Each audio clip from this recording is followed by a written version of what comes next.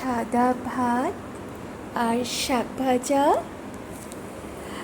আর এটা হলো একটু নতুনত্ব ডাক মিট, অনেক দিন পর খাচ্ছি, মানে হাঁসের মাংস।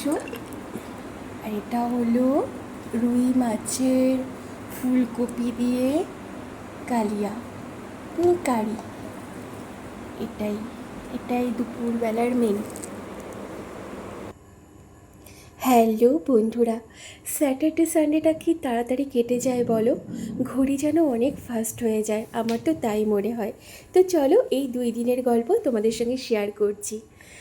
শনিবার দিন মানে স্যাটারডেতে সকাল সকাল বেরিয়ে পড়ি বাজার করতে। আমরা ওই দিনটাই না পুরো সপ্তাহের বাজার করে রাখি। আর সকাল সকাল বেরিয়ে ফার্স্টেই এই ডাবের দোকানে আসি আর ডাবের জল খেয়ে নিই খালি পেটে।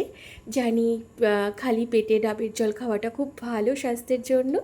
তো দুজনে দুটো ডাব খেয়ে ফেলি, আর ডাবের সঙ্গে মালাই তো খেতেই হবে। আর পরের দিনের জন্য আর দুটো ডাব নিয়েও আসি। তারপর চলে যাই মাছের দোকানে, পুরো সারা সপ্তাহের মাছ কিনে নিই। আর তারপরে একটু সবজি, এই দেখো শাক ছাড়া আমার বরের চলে না, ওটা আমার সপ্তাহে মানে প্রতিদিন থাকবেই। আর তারপরে বাড়ি এসে চটজলদি খাবার কী হতে পারে, শনি রবি তো ম্যাগি খেয়েই কাটাতে হয়, অন্য দিন তো অন্য কিছু খাই। আর বৌদি করে দেয় ম্যাগি, আর ভীষণ টেস্টি ম্যাগি করে দেয়। তারপর বিকেলবেলা চলে আসি, শপিংয়ের কিছু বাকি ছিল। এটা আমার বাড়ির কাছেই একদম। তো প্যান্টালুন্সে চলে আসি, আর কিছু ড্রেস টুকটাক, আমি খুব একটা শপিং করিনি জানো তো এবার পুজোয়। ওই একটু টুকটাক মানে পুজোয় পরতে হবে এরকম কিছু তো নতুন দরকার, তো সেই চিন্তা করেই কিনি। আর আমার বরকেও একটা ড্রেস গিফট করার ব্যাপার ছিল, তো সেটাও কিনে নিই। যার জন্য চলে আসি প্যান্টালুন্সে আর এইগুলো কিনে নিই। আমি যদিও না, আমি তো গিফট করেছি, আমার মাও গিফট করেছে। মাও বলেছে আমি টাকা দিয়ে দিচ্ছি, পছন্দ করে কিনে নিস। তো সেটা কিনে নিলাম। তারপরে চলে আসি এই ফ্রুটসের দোকানে।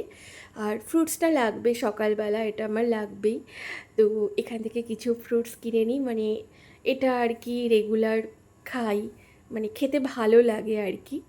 তো এভাবে চলে গেল একটা দিন।